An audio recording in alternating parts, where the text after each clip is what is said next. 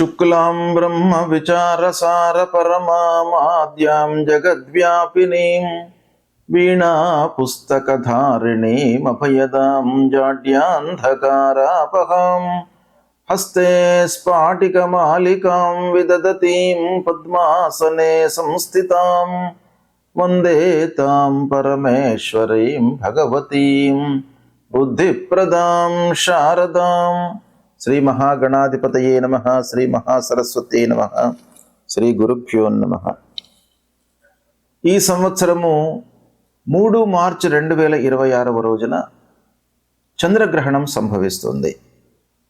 ఈ చంద్రగ్రహణము పూర్వ ఫల్గుని నక్షత్రం సింహరాశిలో సంభవిస్తుంది కనుక ఈ సింహరాశిలో సంభవిస్తున్నటువంటి గ్రహణము రాశులలో జన్మించినటువంటి వాళ్ళకి, అంటే మేషం నుండి మీన రాశులలో జన్మించినటువంటి వాళ్ళకి ప్రభావం ఎలా ఉంటుంది, ఎలాంటి విషయాలలో శుభ ఫలితాలు ఉంటాయి, ఎలాంటి వాటి లోపల అశుభ ఫలితాలు ఉంటాయి, ఏ విధంగా మనం దాన్ని రెక్టిఫై చేసుకోవాలి అనేటువంటి విషయాన్ని మనము చూద్దాం.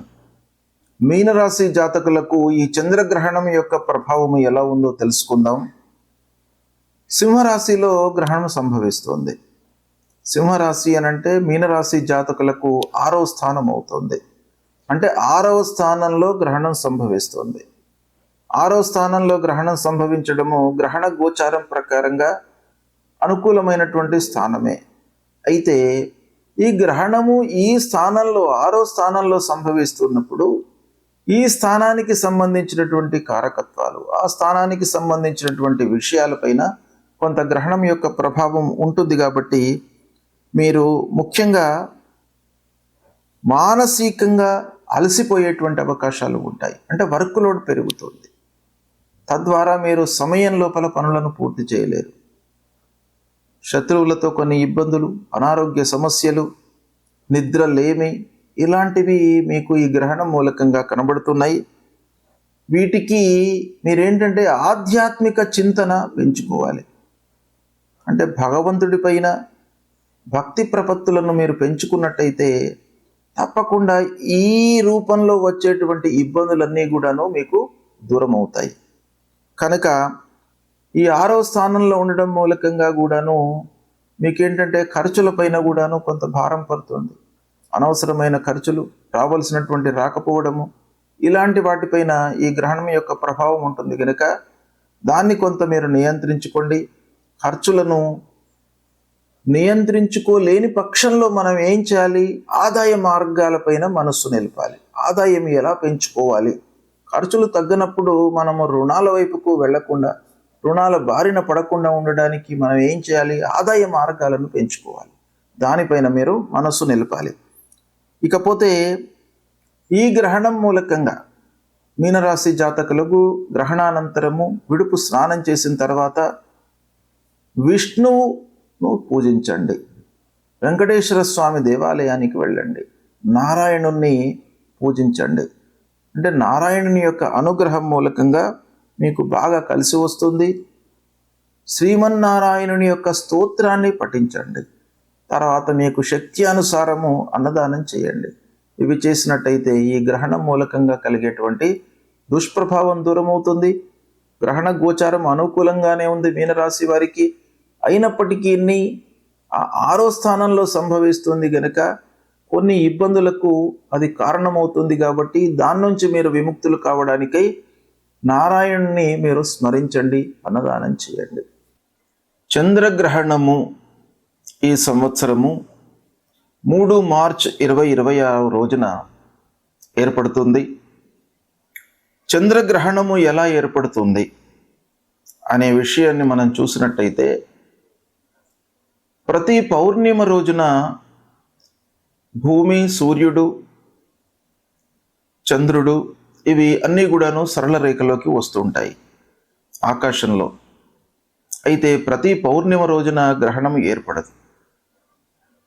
భూమి యొక్క నీడ చంద్రునిపై పడడం మూలకంగా మనకు ఏర్పడేటువంటిదే చంద్రగ్రహణం అన్నమాట. ఈ ఖగోళంలో జరుగుతూ ఉన్నటువంటి ఒక అద్భుతమైనటువంటి సంఘటనల లోపల గ్రహణము, చంద్రగ్రహణము, సూర్యగ్రహణము ఇవి చాలా అత్యంత ప్రాధాన్యమైనటువంటి ఘటనలు.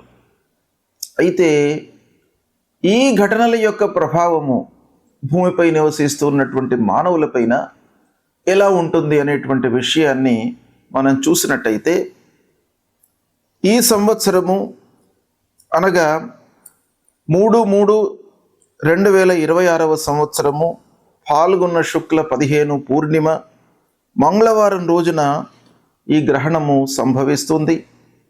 ఇది పగలు 3:20 ప్రారంభమయ్యి సాయంత్రము 6:48 వరకు ఈ గ్రహణము ఉంటుంది. అయితే పగటి పూటన మనకు గ్రహణం సంభవిస్తుంది. అంటే ఖగోళంలో ఈ గ్రహణం సంభవిస్తుంది, అంటే విశ్వం లోపల సంభవిస్తుంది ఇది. అయితే దీని యొక్క గ్రహణాన్ని చూడడము, కనబడము, స్థితి ఇవన్నీ కూడాను మనము నివసిస్తూ ఉన్నటువంటి ప్రదేశానికి అనుగుణంగా ఆ సమయాలన్నీ కూడాను మారుతుంటాయి. కనుక పగలు మనకు ఈ గ్రహణం సంభవిస్తుంది గనక పూర్తి గ్రహణాన్ని మనము చూడలేము, మనకు కనబడదు కూడాను. అయితే 6:48 వరకు గ్రహణం కనబడుతుంది. ఈ గ్రహణం యొక్క ప్రత్యేకత ఏంటంటే కేతుగ్రస్తమైనటువంటి గ్రహణము. అంటే రాహు కేతువులను మనము ఛాయాగ్రహములుగా మనం చూస్తూ ఉంటాం పూర్వ సాంప్రదాయం ప్రకారంగా. అవి నీడగా భావిస్తామన్నమాట. వాటి యొక్క ప్రాధాన్యత గ్రహణం యొక్క సంభవం లోపల చాలా ఉంటుంది. ఆ విధంగా ఈ కేతుగ్రస్తమైనటువంటి గ్రహణం ఇది. ఈ గ్రహణము కృష్ణవర్ణం లోపల మనకు కనబడుతుంది, అంటే నల్లగా మనకు గ్రహణం కనబడుతుంది. ఖగ్రాస గ్రస్తోదిత చంద్రగ్రహణము అని అంటారు దీన్ని. అంటే సంపూర్ణ గ్రహణము, కానీ మనకు కనబడడం మట్టుకు తక్కువ సమయం లోపల కనబడుతుంది. అంటే గ్రహణము పడుతూ ఉన్నటువంటి ఆ దాన్ని మనము చూస్తామన్నమాట. గ్రస్తోదితము, గ్రస్తమై ఉన్నటువంటి ఆ గ్రహణాన్ని అది ఉదయిస్తున్నటువంటి సందర్భంలో మనకు కనబడడం అన్నమాట, గ్రస్తోదిత చంద్రగ్రహణము. అయితే ఈ గ్రహణము పూర్వ ఫల్గుని నక్షత్రం సింహరాశిలో సంభవిస్తుంది. తర్వాత కర్కాటక లగ్నము, సింహ లగ్నము, ఈ 2 లగ్నాల లోపల కూడాను యుక్తమై ఉన్నటువంటి గ్రహణం ఇది. అయితే ఈ గ్రహణము మొత్తం కూడాను మనకు హైదరాబాద్ ప్రాంతంలో ఈ తెలుగు రాష్ట్రాలలో ఏ సమయంలో కనబడుతుంది అనే విషయాన్ని మనం చూసినట్టయితే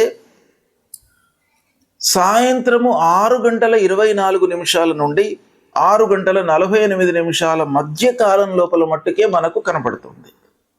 గ్రహణం మధ్యనే స్టార్ట్ అయ్యింది, అంటే 3:20 ప్రాంతంలోనే గ్రహణం ప్రారంభమైంది, 6:48 వరకు ఉంది. కానీ సూర్యుడు ఉన్నప్పుడు మనకు ఆ గ్రహణము, చంద్రుడికి సంబంధించినటువంటి చంద్రగ్రహణం కనబడదు గనక అస్తమయం తర్వాత మనకు చంద్రగ్రహణం కనబడుతోంది. అంటే 6:24 నుండి 6:48 గ్రహణము మనకు కనబడుతుంది. అయితే ఈ విధంగా చూసినట్టయితే మొత్తం గ్రహణము 3:20 నుండి 6:48, అంటే సంపూర్ణ చంద్రగ్రహణం ఇది.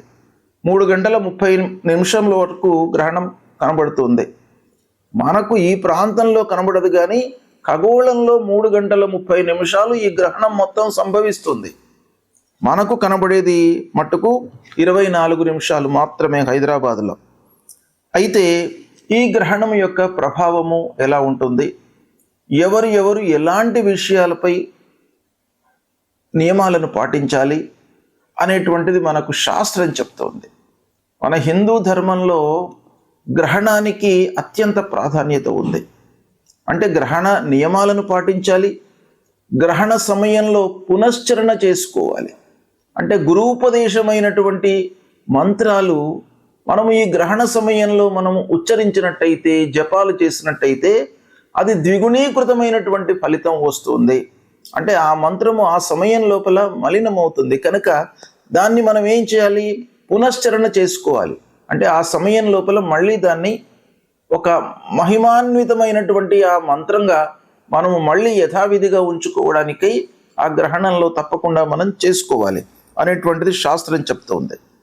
అయితే ఈ గ్రహణ సమయంలో నిత్యాబ్దికములు, ప్రత్యాబ్దికములు, భోజనాది కార్యక్రమాలు ఎలా చేసుకోవాలి అనేటువంటి విషయాన్ని మనం చూసినట్టయితే, ఈ గ్రహణము గ్రస్తోదయ చంద్రగ్రహణం.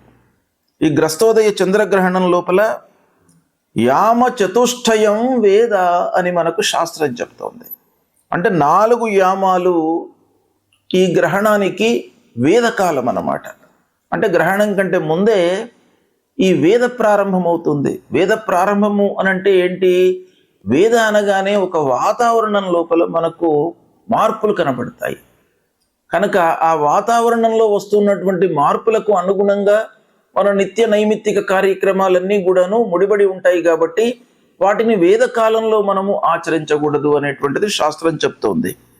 కనుక ఈ విధంగా చూసినట్టయితే ఉదయం 6:24 వేదకాలం ప్రారంభమవుతుంది.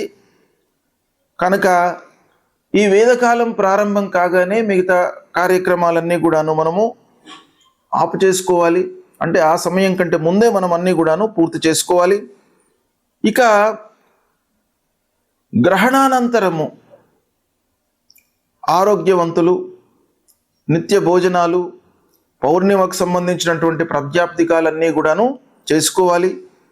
ఇక వ్యాధితో ఇబ్బంది పడుతున్నటువంటి వాళ్ళు, వృద్ధులు, బాలలు, వీళ్ళందరూ కూడాను మధ్యాహ్నం వరకు కూడాను భోజనాది కార్యక్రమాలు చేసుకోవచ్చును అనేటువంటిది శాస్త్రం చెప్తుంది. కనుక ఈ విధంగా ఈ గ్రహణం సంభవిస్తుంది. ఈ గ్రహణాన్ని దృష్టిలో పెట్టుకుని సాయంత్రం 6:24 నుండి 6:48 వరకే మనకు కనబడుతుంది. ఈ గ్రహణము దాదాపు అన్ని ప్రాంతముల లోపల కూడాను మనకు భారతదేశంలో కనబడుతుంది.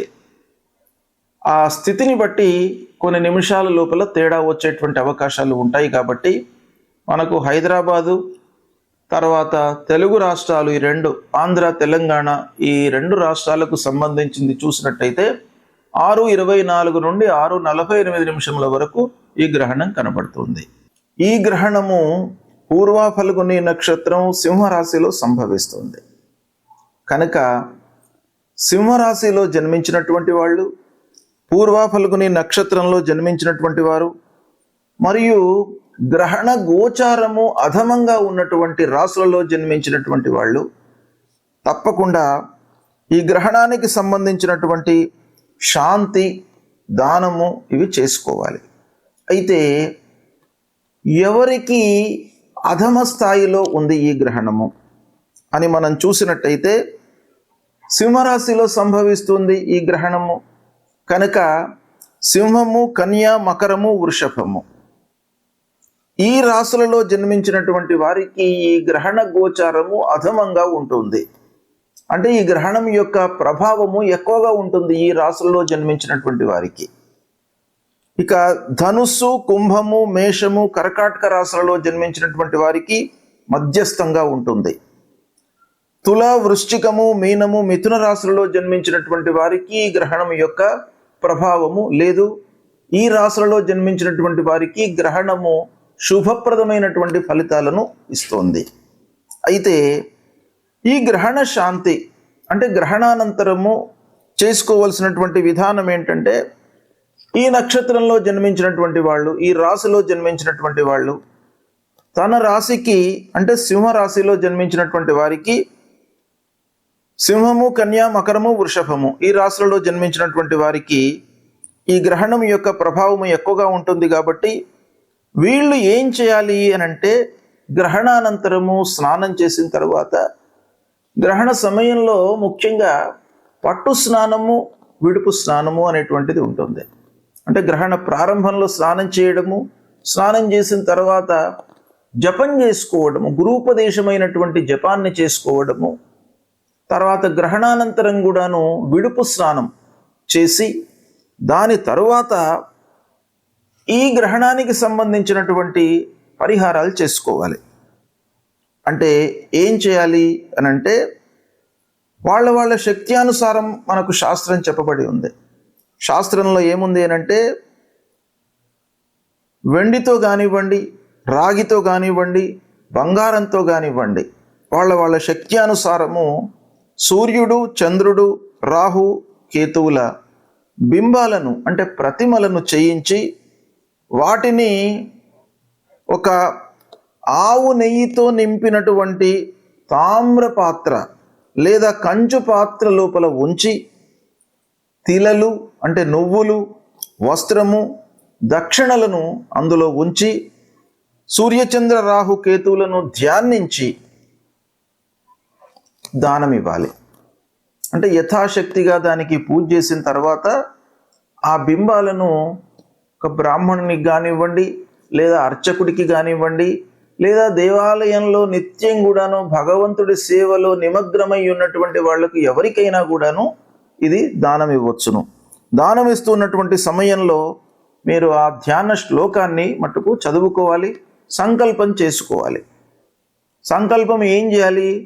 మమ జన్మ నక్షత్రే మమ జన్మ రాశి, ఈ రాశి లోపల మనకు గ్రహణం సంభవిస్తుంది గనక నేను ఇది ఇస్తున్నాను దానము అనేటువంటిది సంకల్పం చేసుకొని తమోమయ మహాభీమ సోమసూర్య విమర్దన హేమతార ప్రధానేన మమ శాంతి ప్రదోభవ. ఆ దానం ఇచ్చేటువంటి సమయం లోపల మనం ఈ శ్లోకం తప్పకుండా ఉచ్చారణ చేసి దానం ఇవ్వాలి.